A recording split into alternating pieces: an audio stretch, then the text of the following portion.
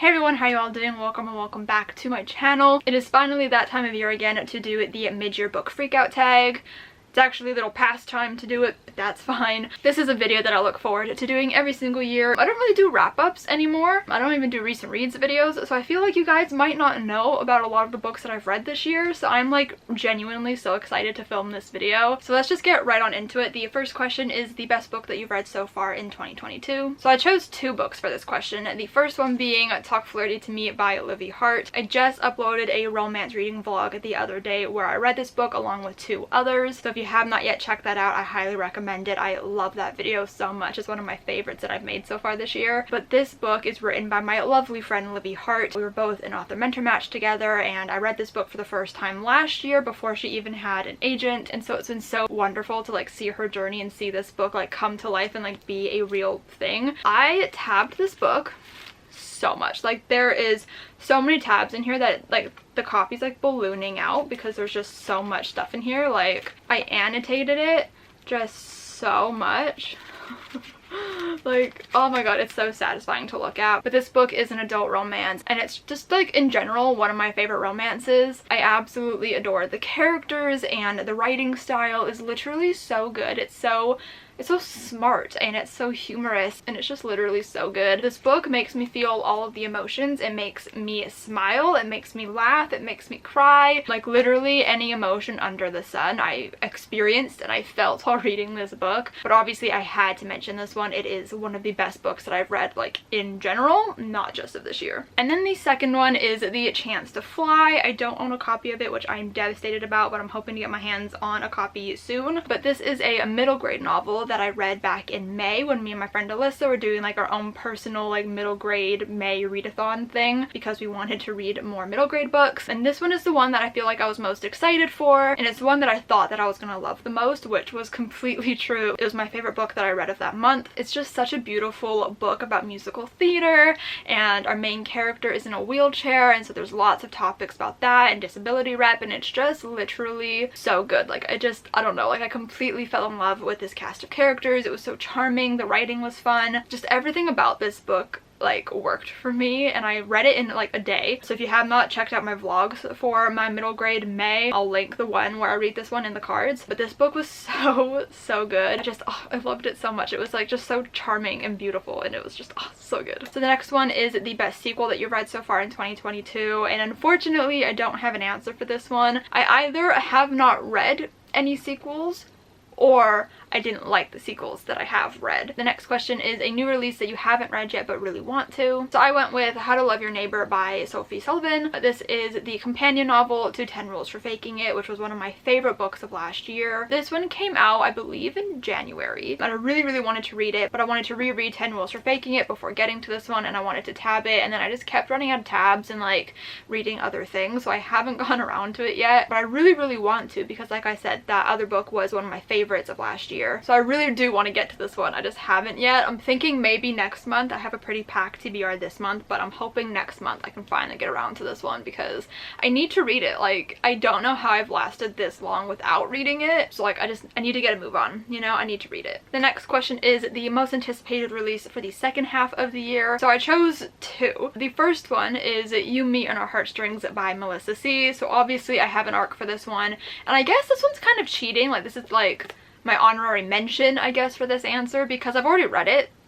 So like I'm not anticipating it in the same way that like I would be if I hadn't already read it. So we love that. But I have read it already. I got all my tabs in there. But this is my author mentor match mentor's debut novel, and so I was obviously really anticipating it. Managed to get my hands on an arc, which made me super excited. Also, even though I have read it, I am still like really highly anticipating it because obviously I want the hardcover. I've had it pre-ordered I think since like January, so I've been like desperately like waiting for it, but because of like supply issues and whatnot, like it keeps getting pushed back. So like my arc says it was supposed to come out May 31st, and then it got pushed to July 19th, and now it's coming out at some point in August. I can't remember what the date is. Like we have to wait a little bit longer, but trust me, it's worth it, and you're gonna want to check it out when it does come out because it's just like such a cute little like YA rom-com. It's just so good. And then the other one is The Glass Witch by Lindsay Puckett, which I also thankfully oh my god, have an arc for. This is like one of the most exciting things to happen to me this year, honestly. I watched Lindsay Puckett's YouTube channel. She's been one of my favorite author tubers for years now, and like I've watched her journey from like the beginning. Like I saw her get into Author Mentor Match a couple years ago, and then I saw her querying and her whole journey with that.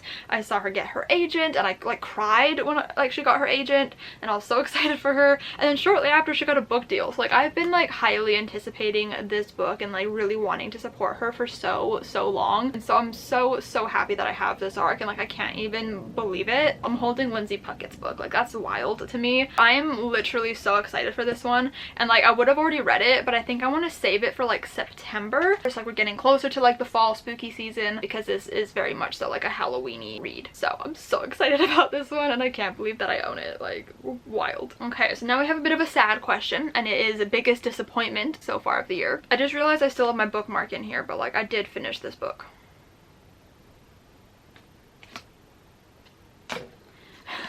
So for me, my biggest disappointment was A Heart So Fierce and Broken by Bridget Kemmerer. I'm honestly so sad about this one. I read A Curse of Dark and Lonely back in 2020. That sounds right to me, and I absolutely adored it. And if you guys know me at all, I don't really read that much fantasy. Like it takes a lot for me to get into a fantasy or even want to like pick one up. But I read A Curse of Dark and Lonely, and I ended up really loving that book. It was like a loose Beauty and the Beast retelling, and it was just done so well. So I was highly anticipating this one. I started reading it physically, couldn't really get into it, and so I ended up turning to the audiobook instead, and it didn't get any better for me. I didn't really care about any of the point of views, honestly. In the first book we get Harper and Ren, and then in this book I knew that we were getting like different point of views, but I didn't think that we would be getting like one or two of Harper and nothing else. Like she had like no role in this book. Like she was a completely different character to me in this one. And then we got Gray's point of view, and I just didn't care about him either. I don't want to talk about books I don't like really, so I'm gonna move on, but this was my biggest disappointment, and I'm really sad about it. Okay, so the next one is a biggest surprise, and I couldn't really think of an answer for this one, so I kind of just like picked something random almost. So I chose The Love Hypothesis by Ali Hazelwood. I also read that for the romance reading vlog that I did the other day, and I wouldn't say that I went into this book thinking that I wasn't gonna enjoy it or something, because I ended up really enjoying it, but I did go into it a bit hesitant because it's really hyped up on TikTok and on booktube, but like primarily on TikTok. And I find sometimes when books are really hyped up, it like kind of ruins it in a way. Like maybe it won't live up to that hype. So I was kind of like nervous and hesitant going into it because of that, and I also know that it was originally Reylo fan fiction from Star Wars, so that was kind of also iffy for me. But then like actually looking at the plot and knowing that it had fake dating, I wasn't like that nervous going into it. So like it was technically a surprise, but also like not fully, because I figured I would enjoy it. I just maybe I didn't know I was gonna enjoy it a lot.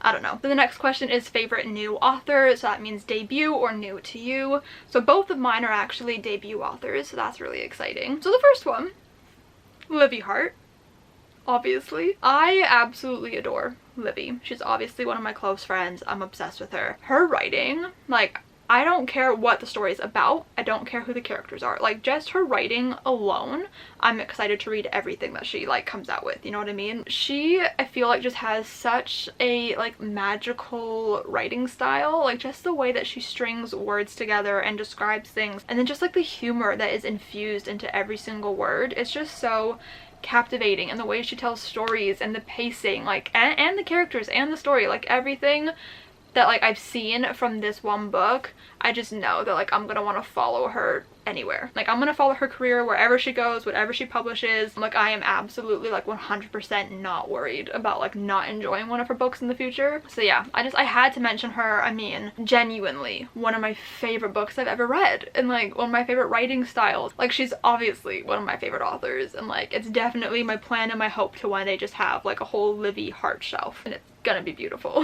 And then the other author that I chose is Raquel Marie, who wrote Ophelia After All. I adore Raquel. Obviously watched her YouTube channel, and we're like mutuals on like all social media platforms, and like I'm just like obsessed with her. She's such a lovely human, and I was really excited to read her book. And like again, the same thing like with Lindsay Puckett, like I just followed her entire journey up to this point, and it was so beautiful to see. And it was like one of those things where I was like so invested that like I cried at like every one of her milestones. But anyway, so Ophelia After All, I really enjoyed this book. The writing was really great. Like there are some lines in here that were really good. Like I tabbed some stuff, and I don't know, like her characters were really great. Like I loved following them. I was like thoroughly invested the entire time. Like I absolutely adored Ophelia. Like I don't know, she felt like a real person. I loved all of her hobbies, and she just felt real. I felt all of her emotions. I felt everything she was going through. I loved all of her friends. Like, I don't know, I'm just so excited to read more books by Raquel Marie. I know she has another book coming out next year, I believe, called You Don't Have a Shot. So I just know that I'm gonna be so excited for everything that she comes out with. The next question is newest fictional crush. So I have two for this one. I have like a bit more of an age appropriate one, and then I have one that's like, you know, if this was age appropriate, I would want this as a crush, you know what I mean? So the first one, promise you won't get tired of me talking about Talk Flirty to Me, but Sam from Talk Flirty to Me is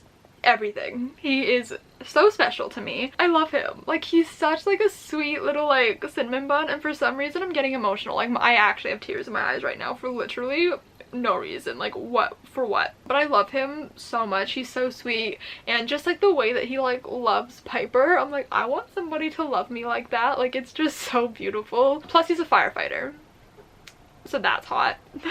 So yeah, Sam. I feel like if I'm gonna talk more about it, I'm gonna end up crying for literally no reason, so I'm gonna move on. But I love Sam so much.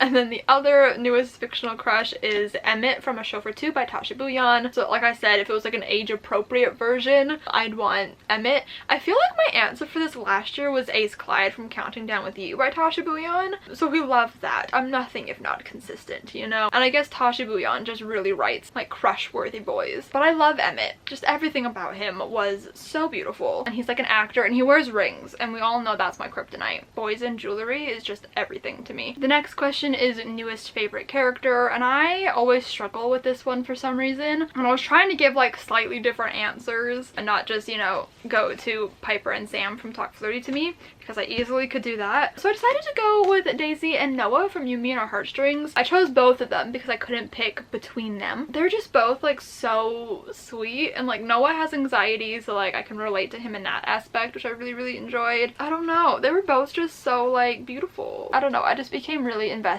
in them by the end of this book, and I just think they're so adorable together. So like they had to be a package deal for this answer. I had to say both of them. The next question is a book that made you cry. I wrote down these answers like a couple weeks ago, and I wrote down A Show for Two by Tasha Bouillon.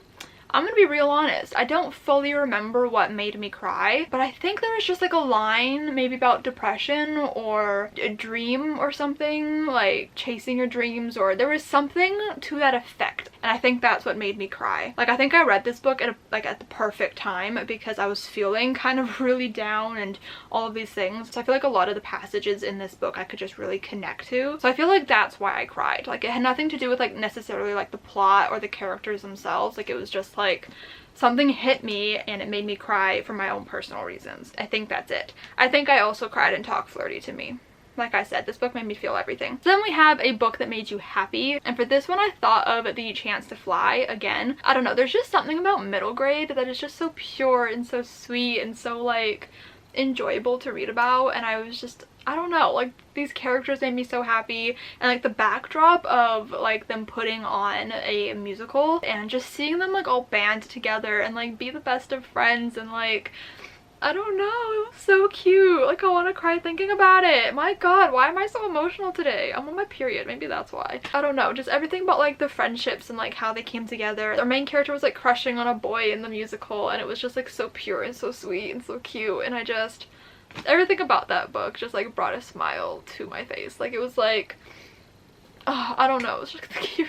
It's just like the cutest little book I've ever read. I loved it. The next question is the most beautiful book you've bought this year or received. So I have a few for this one because I've bought in a lot of beautiful books so far this year. So I'm gonna kind of go through them quickly if I can. A Show for Two by Tasha Bouillon. I feel like this is self-explanatory, stunning, and then also after reading the book, like this cover image is actually a scene from the book, and it's a beautiful scene.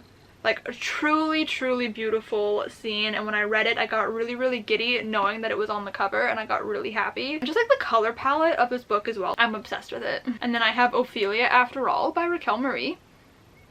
I feel like I, again, don't really need to say anything about this. It's like a beautiful like soft orange, and like Ophelia on the cover is stunning, like just like so beautifully drawn. And then obviously Talk Flirty to Me. I mean, it's Sam and Piper. Look at them. Like it's just, it's beautiful. Like it's purple It has them beautifully drawn on the cover, and it's just everything I could have wanted for her cover. It's gorgeous. And then the last one that I chose for this question is the Wonder Illustrated Edition by RJ Palacio. It's illustrated by Tad Carpenter. He's the one who did the original cover design for Wonder, and just like everything about this book is stunning. The cover is gorgeous. It has his face in the astronaut helmet, which makes me want to cry. But it's like a flap, so when you open it, you get like the original cover underneath to like print it onto the book. The inside flap has the "choose kind" quote, which is my favorite quote in like the world. And then obviously like there's illustrations throughout the entire book, so it just like adds to its beauty. This is like one of my favorite things in my book collection at the moment, and like my favorite edition of all of the Wonder copies that I own, because it's so special to me. It's so beautiful. So the last question is, what books do you need to read by the end of the year? So I have a lot of books that I need to read, but I specifically chose 2 that are on my 2022 TBR that I just haven't gotten to yet. So the first one I'm actually hoping to get to this month. It's on my TBR, so hopefully I can get to it. That's Chasing Lucky by Jen Bennett. And I love Jen Bennett. I've loved every single book that she's come out with so far that I've read, and so this is one that I've just been really wanting to get to, but for some reason I've been putting it off. So like I said, hopefully I will get to it this month, and hopefully I will love it just as much as Jen Bennett's other books. And then the last one I was supposed to read in May for the middle grade May thing that we did, and like this book kind of like inspired that whole like readathon for me. Like this is like one of the top books that I wanted to read, and I just didn't get to it, so that kind of backfired on me. But Witchwood by Tahereh Mafi. This is the companion novel to Furthermore, which I did read in May, and then I just didn't read this one. Yeah, I've been dying to read this book for years. Like, when did this come out? It feels like forever ago. 2017. This book came out in 2017, and I somehow still haven't read it. Crap. Like, it took me like 3 years, I think, to even buy myself a copy of it, and now I've owned it for 2 years and I still haven't read it. So like, it needs to happen this year. Like, I need to read it. I really want to. Okay, so that brings us to the end of the mid-year book freakout tag. I hope you guys enjoyed this video. If you did, make sure to give it a huge thumbs up. Comment down below what your favorite book has been so far of 2022. Subscribe if you have not yet already, and I will see you guys next time. Bye!